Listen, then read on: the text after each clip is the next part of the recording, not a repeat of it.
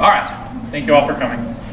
The title of this one is AT, Karl Rove is a policy debater, and then subtitled How to Defend Policy Debate. And the reason I wanted to do this one is because I have heard variations of an argument made in a lot of debates and in discussions between debaters that the best example of is this argument that Karl Rove was a policy debater and therefore policy debate is bad because it trains students to grow up to be soulless Bush administration officials like Karl Rove. The short version of the argument is that debate teaches students to switch sides and to argue things that they don't believe in, and then it has judges vote on arguments that aren't necessarily true, but are arguments that are better executed by the particular side in a debate. And as a result, debaters learn to become unethical sophists who deploy their debate skills in service of whoever pays them the most money or whichever argument gets them the most power. And so the kind of simplest and least nuanced version is almost a tautology, just Karl Rove is a policy debater, Karl Rove is bad, therefore policy debate is bad. But sometimes it is more sophisticated than that. When I've talked about this argument with students, most people don't even know who Karl Rove is anymore, much less how to answer the charge that policy debate produces people like Karl Rove. How many of you in here know who Karl Rove is? Only a few of you. It's very reasonable if you don't know. He's very important, but the Bush administration ended in January 2009, so if you're a rising senior, you were probably about 8 at the time. And when Bush was first elected in 2000, I don't think any of you were alive, maybe a handful of you were alive. The kind of culminating thing, I watched a cross-examination about this, one cross-ex in particular that really bothered me, where someone reading a K asked a team reading an F with a plan, something like, can you name anyone that did policy debate and made a positive difference in the world? And the other person just kind of thought about it for a moment and then they could not. And it was really disappointing because as somebody who has decided that my career is to teach people how to do high school policy debate, I had hoped that people saw the value in that. And so the purpose of this AfterLab is to help you understand the argument that people make, the Karl Rove argument as a stand-in for a set of arguments about why policy debate is bad, and then how to respond to those arguments. I don't think that it's a completely ridiculous argument. I do think there is some merit to it. If I did think it was completely ridiculous, I would not have dedicated an entire AfterLab to it, and I certainly wouldn't have put so much effort into preparing the document and preparing this lecture to help you understand it. I think it is valuable to think about what kind of people debate is producing, and are those kinds of people the kind of people we want debate to be producing. So that kind of self-reflection is important. And I do think that being able to defend policy debate is more important than ever in 2018 era debate. But I think this argument is wrong, and I'm going to explain why I think it is wrong for the rest of the lecture. So I'm going to start by unpacking and explaining the argument. I'm then going to talk about specifically the Karl Rove was a policy debater argument, and then the newer Ted Cruz was a policy debater argument. That one is really bad, it's just wrong, I'll explain that later. Then I'm going to provide a bunch of counterexamples of policy debaters that I think have made a positive difference in the world based on their training in debate, including 2 relatively extensive case studies, so 10. I'll talk about 10 and then I'll talk about 2 more in a lot of depth. And then finally I'm going to summarize what I think those counterexamples prove about policy debate and its value. And hopefully by talking about this, I can both inspire you as policy debaters to see some new role models or see some people that you look up to and you aspire to follow their path, but also just practically in debate, I would hope that I can kind of contribute to the conversation and help you explain why policy debate is beneficial and not a tool for soulless neoconservatism. There's an extensive document that goes along with this. Hopefully you all have opened that already. I'm probably not going to have time to fully explain everything that's in the document. When I looked at it and uploaded it, it's like 46 pages or something like that. So I put a bunch of work into this, but it gives you a lot of things that you can work on your own time. So first part, unpacking the Karl Rove as a policy debater accusation. So at the top of that section of your document, I copied in a article thing from the CNN library which explains who Karl Rove is. I think that was a pretty helpful short summary. So Karl Rove is from, he was born in Colorado, but he grew up in Utah, which I'll talk about in a moment. That's where he debated. He went to the University of Utah and a bunch of other universities. He never finished college. And his first kind of major claim to fame, or kind of his timeline begins in 1973 when he met George W. Bush, President George H.W. Bush's son, who later became president. Then George H.W. Bush hired him as an assistant. He worked on some campaigns. He started his own consulting company, his own political consulting company. He managed George W. Bush's run for governor in '94 and then re-election campaign in '98. And then when George W. Bush ran for president, he managed George W. Bush's presidential campaign He then served in a variety of roles in the White House. There were several scandals associated with Karl Rove, the Valley Plain scandal being the most probably memorable one even to this day. I'm not sure how many of you know about that, but at the time it was a big deal. A CIA operative was outed, and it was a big deal. He ended up being deputy chief of staff for the second part of the Bush administration. He ran George W. Bush's re-election campaign. That was a very closely fought election. Both of them were. So in 2000, that was the famous Bush v. Gore election where the Supreme Court ultimately decided it. Then in 2004, that was another difficult election. He eventually was sort of right-hand man for George W. Bush, but a series of kind of scandals and backlash and just kind of dysfunction within the Bush administration led him to leave. He then wrote a book called Courage and Consequence: My Life as a Conservative in the Fight, and in that book he talked about his debate training in high school. Since leaving the Bush administration, since the Bush administration ended, he's worked on a bunch of conservative political action committees. He's still heavily involved in conservative politics, and I guess his most recent thing is he wrote a book about William McKinley. But the thing that you should know about Karl Rove is that he was an incredibly effective political operative. He was incredibly successful. He was incredibly cutthroat. He was incredibly unethical if you don't like him, or willing to do what it takes if you do like him, whatever it takes to win the campaign and to win the issue. And so he was extremely effective at building the Republican Party's dominance that we're still feeling today. In some ways, the Trump campaign is finally a reaction to the Republican Party that Karl Rove was so instrumental in building during the George W. Bush years. But he is largely responsible for the Republicans' rise during the 2000s and into the 2010s, the way that they've controlled so many state governments, the way that they've controlled the courts, the way that they've controlled political spending, and just the influence of the Republican Party. Karl Rove is largely responsible for it. The simplest version of the argument is that for the same reasons that Karl Rove was good, policy debate is bad. So policy debate helped Karl Rove develop the kind of tools and orientation toward the world that where he basically was sort of a nihilist. He didn't really believe in right or wrong. He just believed in power and winning. And because of his debate training, he was able to kind of see both sides of an argument and then just decide which argument was going to win. And he was able to package his arguments effectively, and he was able to mobilize people effectively. He was able to wield the kind of things that he learned in debate in Utah to achieve political power and to further support the agenda of the powerful at the expense of the powerless. And so that's the kind of basic critique. I've put in several cards in here. The first one is from a relatively famous Green and Hicks article, a journal article called Lost Convictions, Debating Both Sides and the Ethical Self-Fashioning of Liberal Citizens. And Green and Hicks' thesis, they don't talk about Karl Rove specifically, I don't think, although maybe in one of their other articles they did. They basically look at the history of competitive debate, academic debate, and they go back to the time when debate had to decide whether it was going to be a switch side activity or a one side activity, so like you had to pick your side.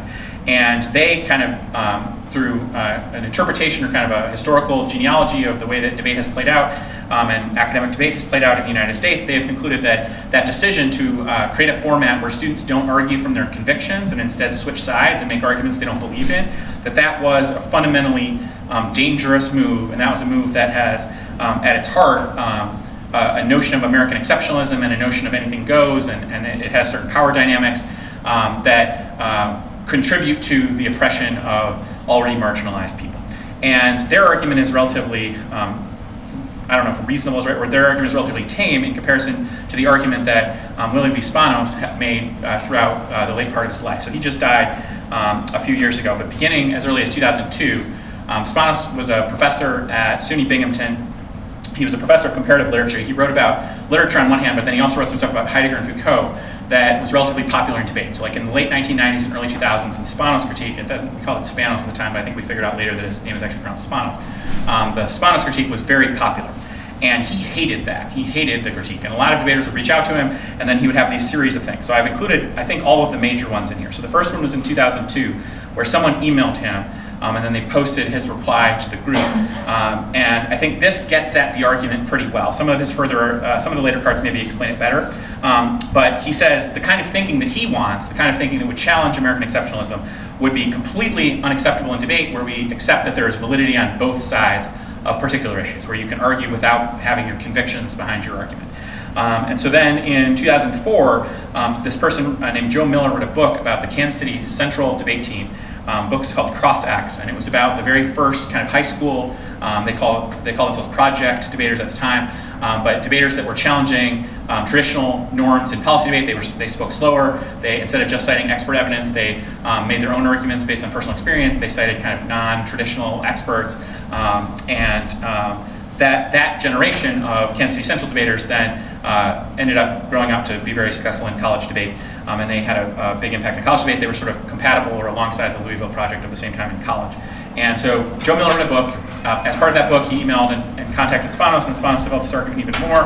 And here he kind of explains even further that when you just make arguments to score points, and there's just how well you execute the argument is who wins the debate, that is a travesty of his intentions, and that's not how argument should be, and that just cements an idea that anything goes and the powerful wins. And then he develops this argument here that I think is the Karl Rove argument. So he says, I'm very aware that the arrogant neocons who now saturate the government of the Bush administration, remember that this is written in 2004, so this is right in the middle of the disastrous Iraq war, the disastrous Afghanistan war, the disastrous just managing of our foreign policy in general. The neocons are at the height of their power, but at this point things are starting to unravel because their agenda is collapsing under its own incompetence. So he says, I'm very much aware that the arrogant neocons who now saturate the government of the Bush administration, judges, Pentagon planners, State Department officials, etc., learn their disinterested argumentation skills or argumentative skills in the high school and college debate societies, and then accordingly they have become masters at disarming the just causes of the oppressed. This leadership will reproduce itself along with the invisible oppression it perpetrates as long as the training ground and the debate protocols from which it emerges remains intact. A revolution in the debate world must occur. And so he's connecting the idea that what we learn in debate and kind of the training we have in debate is basically just equipping this elite class of neoconservative foreign policy thinkers and policy planners and strategists to act out the American imperial mission in the world more effectively because they have the skills that they have learned in debate. In 2013, he did an interview with Chris Spurlock on this site that I don't think exists anymore called K-Debate. I don't think that URL still works. You probably have to look in the Wayback Machine for that, although maybe it still exists. Where Spurlock interviewed Spanos, and then Spanos said a bunch of things about how bad debate is. He kind of continued that same argument. He says, insofar as debate frames argument as if every position has equal authority, the debater can take either side. It obscures and effaces awareness of the degrading imbalance of power in the real world and the terrible injustices it perpetrates. Thus framed, debate gives the false impression that it is a truly democratic institution, whereas in reality it is complicitous with the dehumanized and dehumanizing system of power that produced it. It is no accident that this fraudulent form of debate has produced fundamental indifference to the plight of those who don't count. So in his mind, the way that we debate, just kind of the very foundational idea that we should be debating policies, switching sides on them, being disinterested, and just kind of playing with the arguments, and deciding who wins based on who has kind of technically executed the argument better, has allowed us to adopt the ideology of the Bush administration. And then in 2016, he was a keynote speaker at the National Debate Tournament at Binghamton, at SUNY Binghamton, which is where he was from. And a lot of his writing was about Vietnam, and so he ties this into his theory about Vietnam. The US has wreaked havoc in the world in the name of exceptionalism, and he connects that to the idea of debate.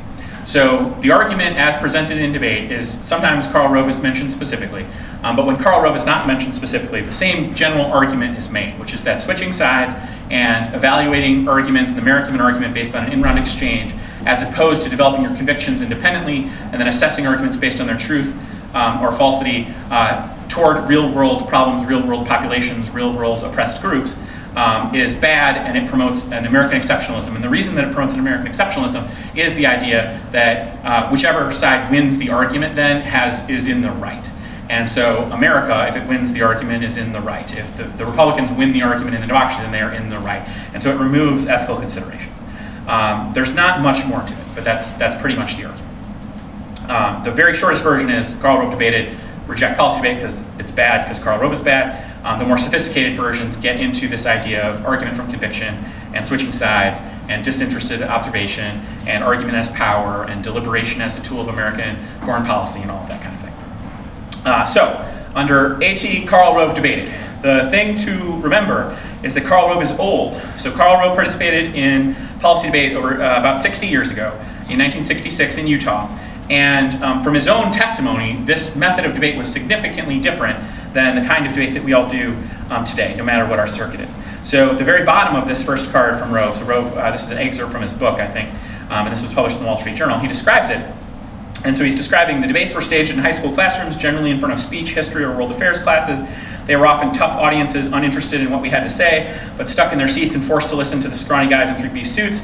If we got them to laugh or otherwise favorably respond, it was almost as good as getting the most points on a judge's score sheet. We became the only undefeated team in the statewide high school speech and debate competition and won an important Western regional meet. That doesn't sound very much like anything that we currently do.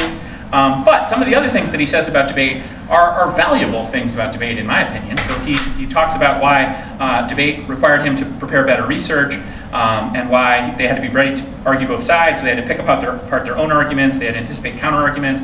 And so in some ways, these are arguments that you're going to hear me talk about when I explain how to answer this argument. But from a perspective of a critic, someone could say, well, Karl Rove believed that too, and because Karl Rove is a bad person, therefore your argument can't be right, because Karl Rove also believed that argument. I don't think that that makes that much sense. So the next card from Gilbert kind of describes from a peer perspective what Karl Rove was like in his high school days. And so it cites someone else who was on his circuit, this guy Rourke, who's now a lawyer, who debated with Rove. He didn't have any passionate views on anything, but he had a complete commitment to the Republican Party. I've never met anyone who was as single-mindedly devoted to politics. He was fascinated by it, but not really by policy topics.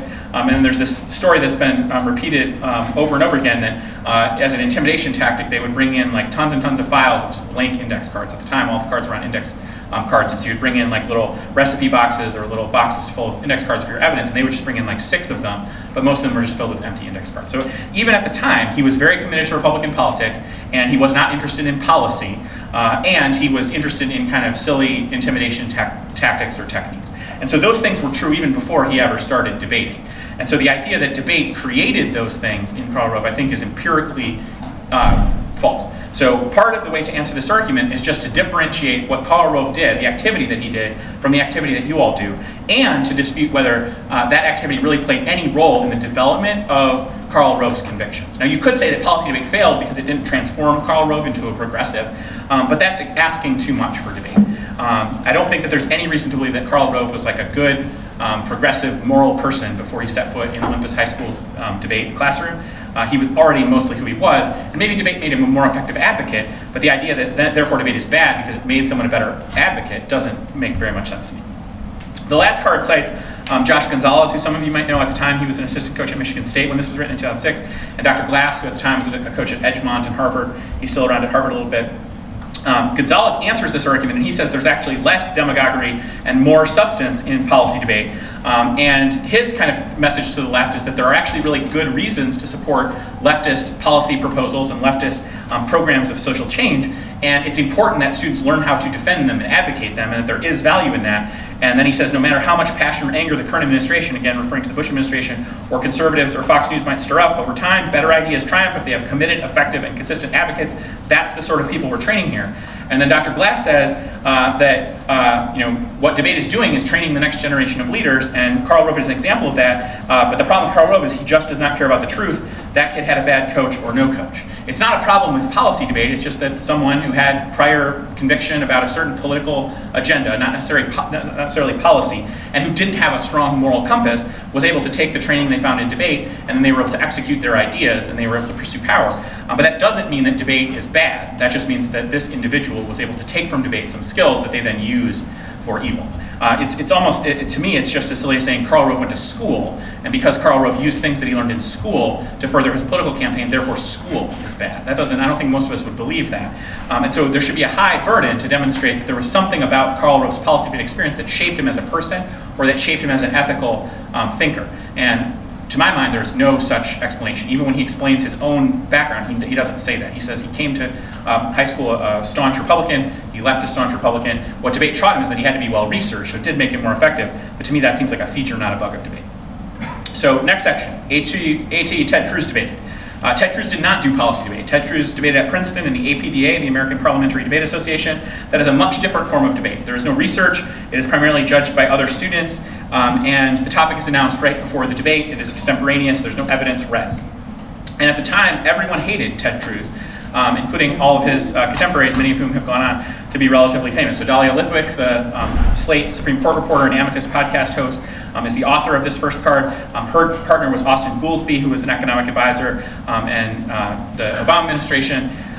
Those two debated at the same time and debated against Ted Cruz, and Dolly Whitwick says he was a fully realized conservative firebrand at age 18. So before he ever went to Princeton and became a parliamentary debater, he had already developed his political convictions. This next card from Eric Zorn explains the difference between parliamentary debate, this APDA style, and policy debate. So parliamentary debate contests are ideal venues for fiery theatrical orators. They're not the research-intensive, rat-a-tat fact fights of policy debate in which many schools engage, but extemporaneous battles of wits in which competitors joust on topics given to them just moments in advance. Then it recounts a funny story where APDA is kind of a student-run thing, and Ted Cruz, before his senior year, was going to run for president of the association, and so the people who all hated him encouraged this other person named Niblock to run against him, and so Ted Cruz gave this like long-winded, eloquent candidacy speech, and then Niblock stood up and was like, I'm not going to do anything if elected, this office barely matters, and then Niblock won because everyone hated Ted Cruz. So Ted Cruz was a noxious, toxic person at the time. He had already developed his political ideologies, he was already committed to his Republican agenda, and he was already just a horrible person who no one liked to be in the same room with, much less interact with regularly. And so there was really nothing that APDA, I wouldn't even say that APDA caused Ted Cruz, but certainly to say that policy debate is responsible for Ted Cruz is a ridiculous argument. So the next section is 10 counterexamples, and I think students in policy debate in high school, you don't know this because you've only been around for a year or 2 years or 3 years or 4 years, even when you're in college.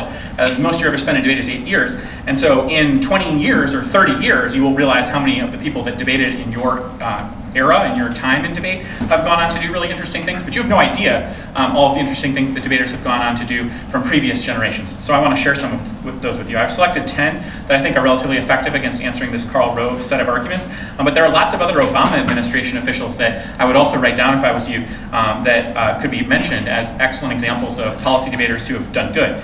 So one is not really an Obama administration official, the rest of them all are, but it's Merrick Garland, who debated in high school at Niles West. He's a DC Circuit Court of Appeals judge and one of the most respected judges in the country. He was Obama's pick to replace Justice Scalia, and Mitch McFaul decided that he did not want Merrick Garland to be on the Supreme Court, and so Merrick Garland's not on the Supreme Court, but he is one of America's most respected legal thinkers. He gave the speech, the graduation speech at Niles West a few years ago, I think 2 years ago, but he was a very successful debater and a debate person. Next is Colin Kahl, who was Vice President Biden's National Security Advisor. He debated in high school at Richmond Kennedy in California and was in the finals of the TOC. Then he debated in college at the University of Michigan, and he was a high school and college debate coach and summer institute instructor for a long time. He sat in every morning on the President's National Security meeting with President Obama and Vice President Biden. He was one of the most important people in the Obama White House developing their foreign policy. Michael McFaul, who's recently been in the news, he was Obama's ambassador to Russia. He's recently been targeted by Putin, and it seems like Trump is considering handing over Michael McFaul to Putin, which is preposterous. He debated at Bozeman High School in Montana, where his partner was the current Republican senator from Montana, Steve Daines. And on the Pod Save the World podcast, when he was on, he talked about how important high school policy debate was for getting him interested in foreign policies from Montana. And he became our ambassador to Russia, probably the most important ambassador of all of our ambassadors during the Obama administration. And he talks about how important policy debate was. Evan Medeiros, who was the architect of Obama's Asia Pivot strategy, debated in high school in California. And on the China topic, he came and talked to the HSS students at Georgetown, and he said that debating the China topic when he was in high school was the inspiration for choosing that career, and he ended up becoming Obama's most important China diplomat, based largely on what started in high school debate. Raj Shah, he's now the president of the Rockefeller Foundation, but he was the head of the USAID under Obama. He was a debater at Groves High School, and he's not even very, very old. And so head of USAID, so in charge of all these foreign policy programs, a very important still leader of the kind of nonprofit philanthropy sector, was a policy debater. And Larry Summers, who was Obama's director of the National Economic Council, probably the leading economist. He probably saved the United States economy from a Great Depression after the 2008 crisis. He was also the former president of Harvard. He debated in high school in Philadelphia and then was a debater in college at MIT.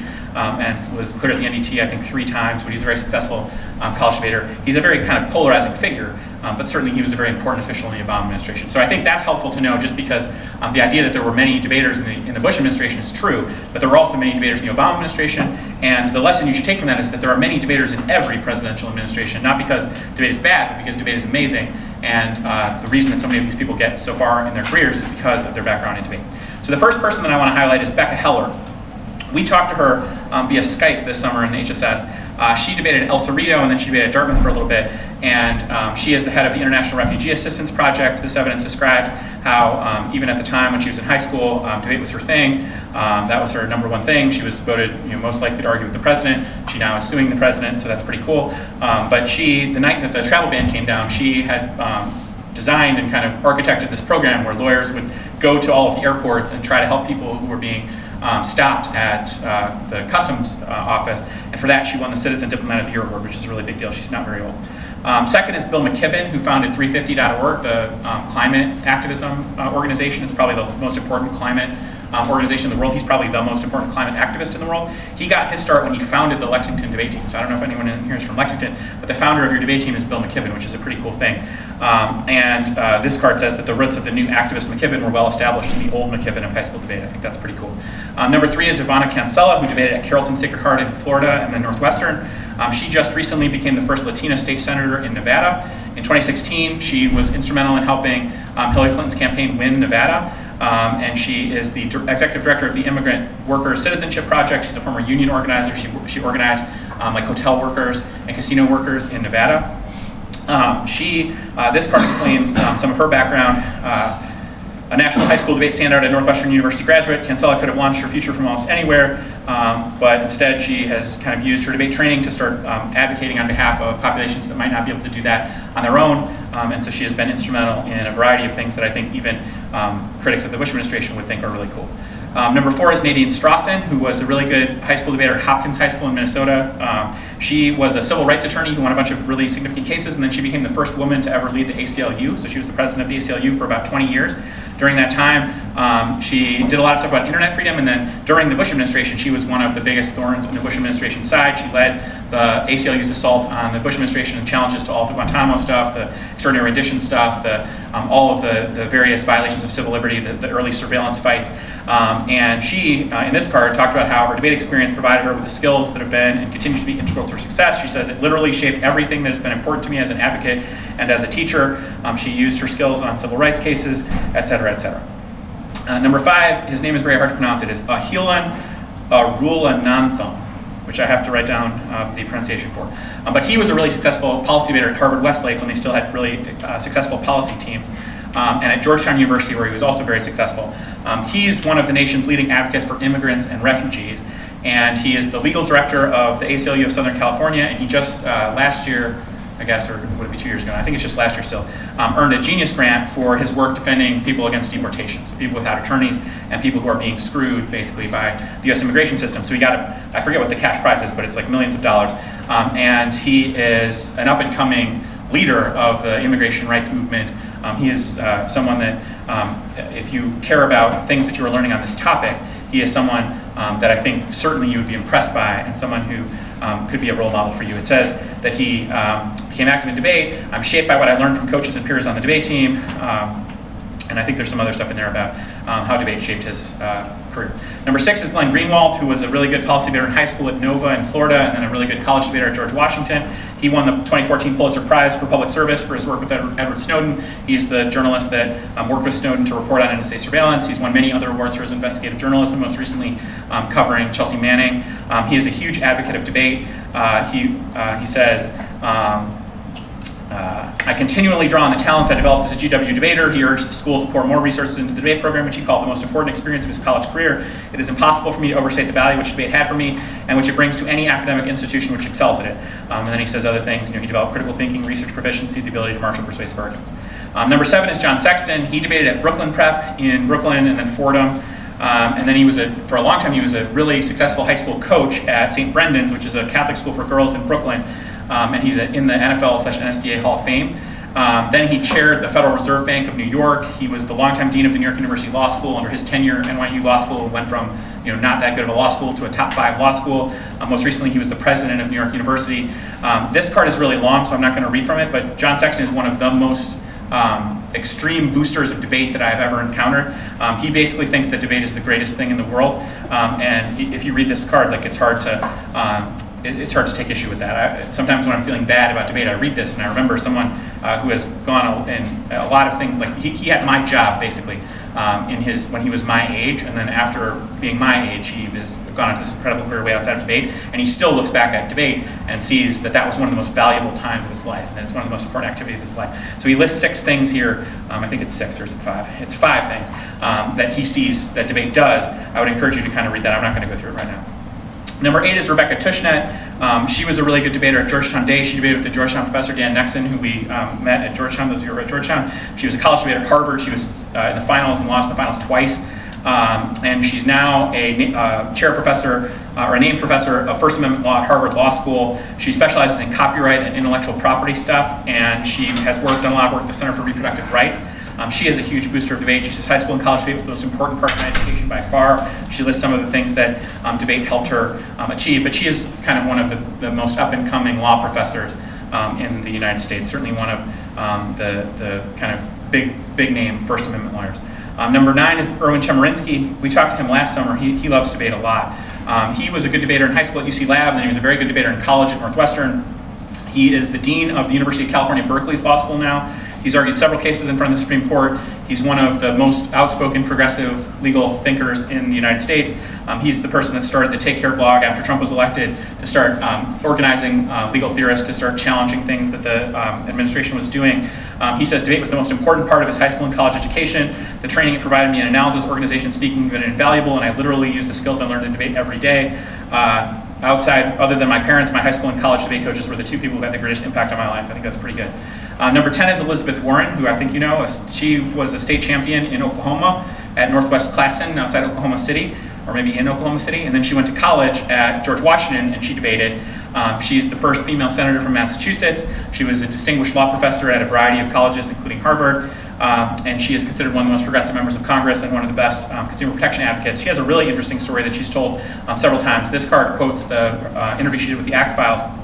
But basically her mother didn't want her to do debate because her mom thought that her only path to success was to marry a rich guy and that boys wouldn't like her if she did debate. And she said, kind of, screw you, Mom, I'm going to do debate anyway. And she went from being kind of a shy, quiet kid into this outspoken person who now is known as like the best cross-examiner in the United States Senate, and who no one wants to get in front of if they're on the other side in a Senate hearing. And so she gives a lot of credit for her success as a politician and just sort of shaping her as a powerful, strong-minded, strong-willed advocate to her time in high school debate in Oklahoma and her time in debate at George Washington. I have 2 in-depth counterexamples where I provide a bunch of cards about them. The first one is Neal Katyal, who we talked about in our lab, and I won't go into a ton of detail because you can just kind of read through all of this. But Neal Katyal is probably the most prominent current legal advocate in the United States who is not working for the government. His most recent thing was that he litigated the travel ban case on behalf of Hawaii. He lost, obviously, on a 5-4 decision. But he's argued more cases in front of the Supreme Court than any other lawyer of color. And he is an incredibly successful law professor and legal advocate.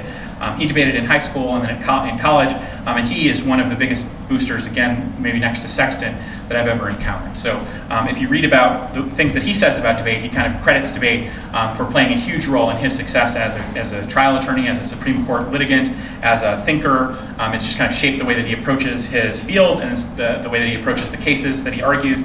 And he has been arguing on behalf of things that critics of Karl Rove would really largely like. So he has been he challenged the Bush administration. His first Supreme Court case when he was very young was the Hamdan v. Rumsfeld case.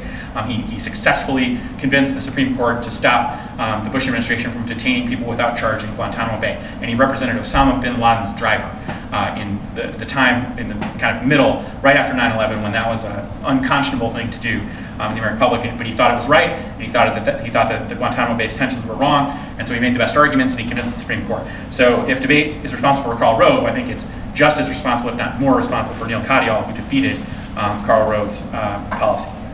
The next one I'm not sure how much people know about, but is one of the coolest things that I think you can say when you're defending policy debate, and that's Ted Sorensen, who was the #1 kind of advisor slash helper slash right-hand man of President John F. Kennedy.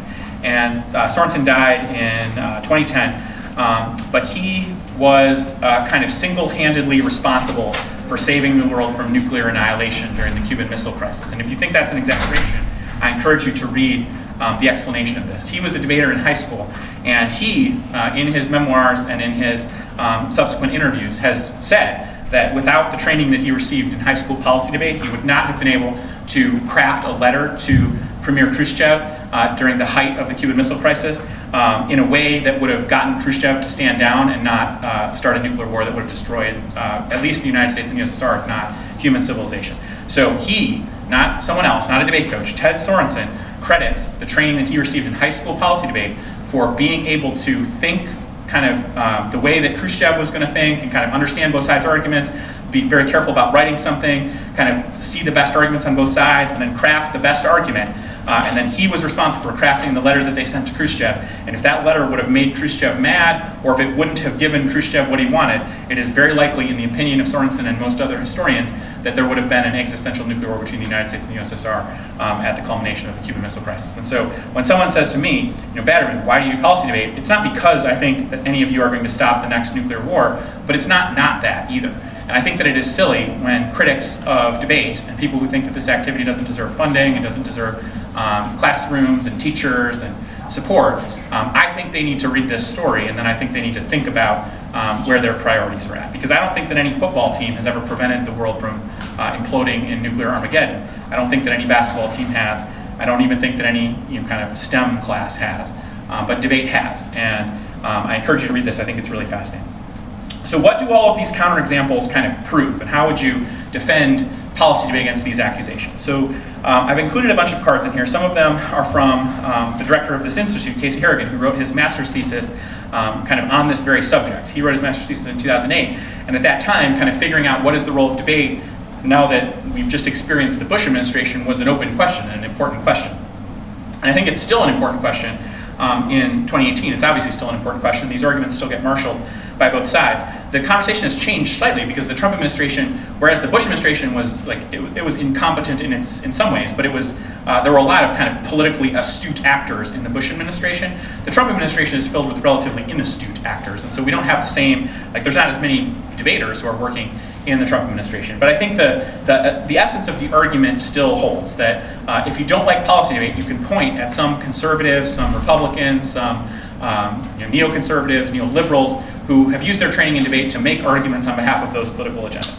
But the cool thing about debate is that it can train all of us to think about those arguments critically and to evaluate and break down those arguments. And so I think that the best response to some people do debate and then become bad people or say bad things, they were already bad people, is that debate doesn't make you a good or bad person, but it does equip you with the skills to evaluate arguments and to understand the arguments of both sides of an issue or of many sides of an issue, so that you can contest arguments made by people like Karl Rove. Remember, Karl Rove was interested in politics, not really policy, and so he would lose to well-defended, well-explained policy arguments. The Bush administration didn't win very many policy arguments. They won largely with obfuscation and political tactics, and so the way to figure out how to defeat them is to learn the skills that they have. So in the same way that Karl Rove says, what I got from debate is the need to be well-researched and to be well-prepared and to think through what my opponents are going to say, to always be 3 steps ahead. Well, the only way to beat someone like Karl Rove then is to do those same things. It's to out-research Karl Rove. It's to out-understand Karl Rove. It's to plan ahead 3 steps so that you're always ahead of Karl Rove's arguments.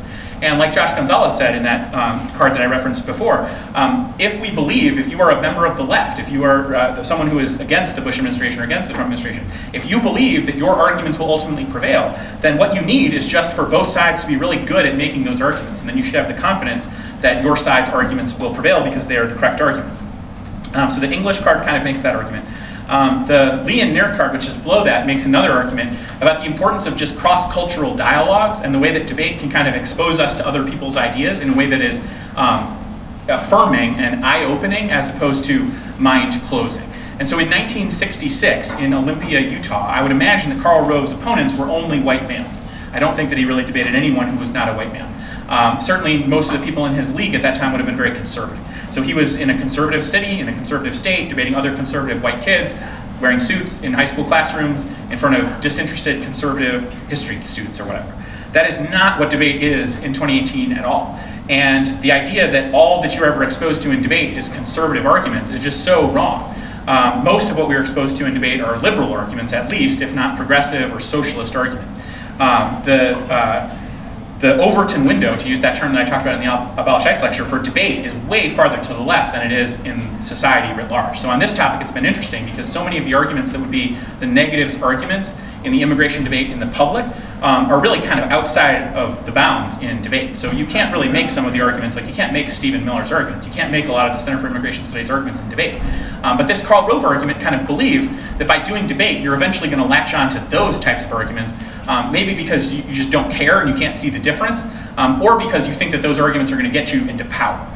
And so someone like Stephen Miller maybe doesn't actually believe his immigration arguments, but because he's a good debater, although he's not a good debater and he didn't do debate, if he were a good debater, like if he was the Karl Rove of his time, the argument would say that, well, he's going to figure out how to make those arguments win, even though those are bad arguments. And so because he did debate, he's going to be good at that. I think it's the opposite. I think doing debate kind of helps you figure out why those arguments are bad. I think debate helps you figure out why those types of dogmatic arguments and those kind of authoritarian arguments, those populist arguments that rely mostly on emotion but that don't have any facts behind them, or that try to obfuscate with different disingenuous citations of facts or fake facts or whatever. I think debate helps inoculate you against that, because in a debate, if you present an argument that isn't well supported, it's likely to be defeated. And the fact that it is not well supported is likely to be unearthed rather quickly. That's why we don't often read evidence from Breitbart or Fox News or those types of sources. We don't often read evidence from Sean Hannity or evidence from Alex Jones or whatever in debate. It's quickly unearthed by opponents in the dialectic process that this evidence isn't very good and this argument isn't very believable. And so while it is true that in debate one can make arguments from those sources, I think it is more true that in debate we are exposed to different ideas that open our minds and that lead us to think that things are more complicated and more nuanced as opposed to more kind of black and white or open or shut. Casey makes a bunch of arguments in the cards that I've included in here. He makes the argument that the problem in the American public is not that people are they're too good at making arguments. It's that most people are just totally checked out from making arguments. So they're easily susceptible to politicians like Donald Trump or like Karl Rove, who can just kind of play on their passions and play on their ignorance, really.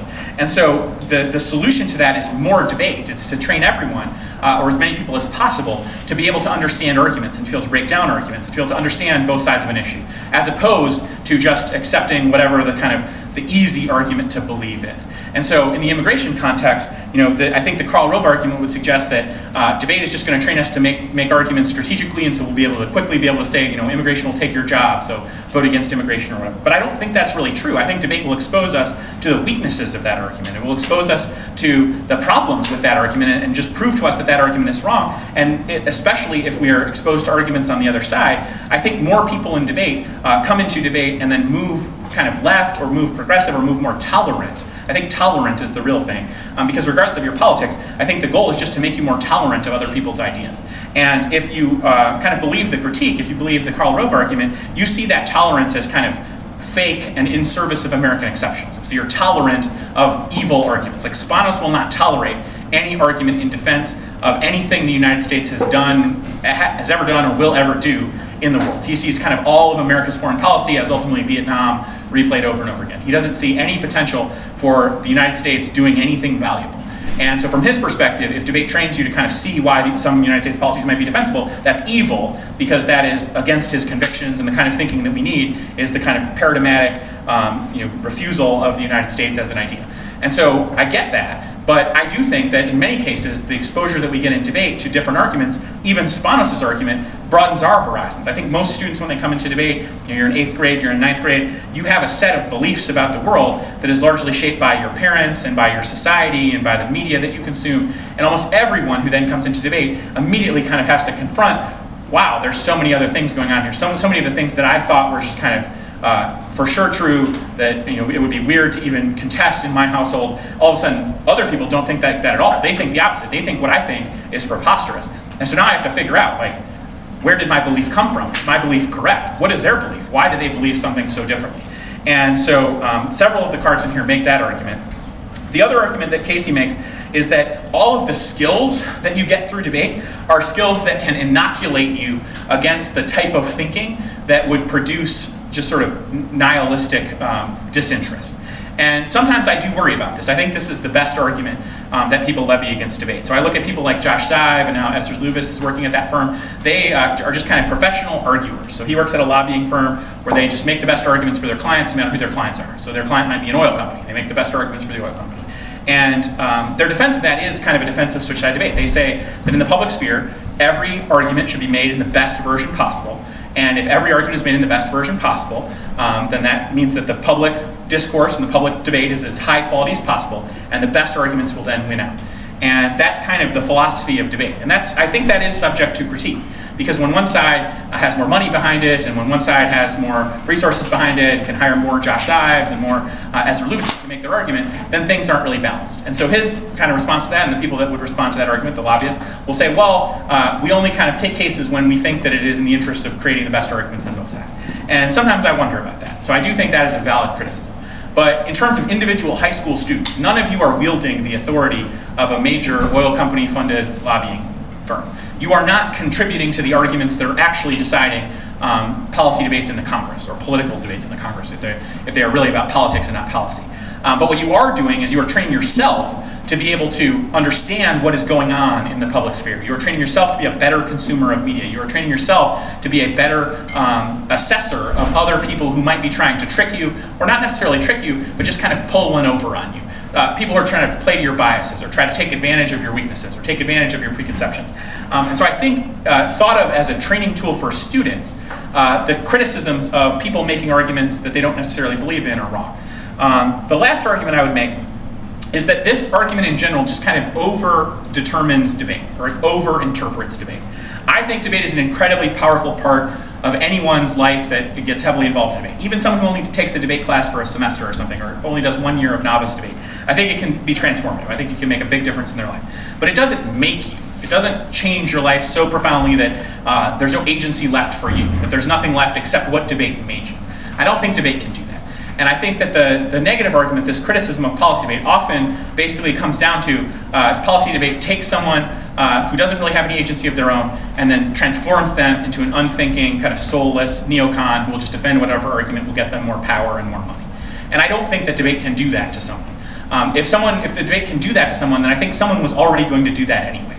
And so the argument then just becomes, no one should be trained with all of these life-changing skills, all of the skills that have created all of these amazing careers, and this is just a drop in the bucket. I could have probably produced a document with 100 of these, just based on cards I already have on my computer.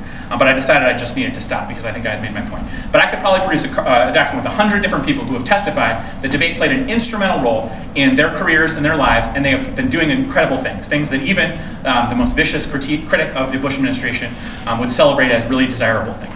And the argument that we should deprive all students of that training because some of the students that receive that training are Republicans, or some of the students that receive that training are kind of unethical, or they really like money, and they're going to sell out and work on Wall Street, I think is a preposterous argument. And I think it both oversells what debate does, and it undersells what debate does. It oversells what debate does for any particular student, but it undersells what debate does as a transformative institution of entire generations of students. And so the final quote that I'll leave you with is the quote from John F. Kennedy, which I don't know exactly where this came from, but I included the link where you can find it. But John F. Kennedy said this about debate, and I love this. He says, "I think debating in high school and college is the most valuable training, whether for politics, the law, business, or for service on community committees such as the PTA and the League of Women Voters. A good debater must not only study material in support of his own case, but he must also thoroughly analyze the expected arguments of his opponent. The give and take of debating, the testing of ideas, is essential to democracy. I wish we had a good deal more debating in our institutions than we do now." And it's sad because in the 1950s we did have a great deal more debating than we do now in 2018. And so when someone in a debate says, debate is bad, policy debate is bad, Karl Rove is a bad person, therefore debate is bad, Ted Cruz is bad, therefore policy debate is bad, or debate, you can play with arguments in debate, therefore debate is bad, I think you should keep that President Kennedy quote in mind, and you should keep all of these people who have come before you who have benefited so dramatically from this activity, and you should kind of passionately and aggressively defend this activity that so many of your coaches have dedicated their lives to furthering. And you should be grateful that maybe someday in a lecture, if I'm still doing this in 20 or 30 years, that I'm going to list one of your names as an incredible former debater whose debate training let them do amazing things. Okay? All right.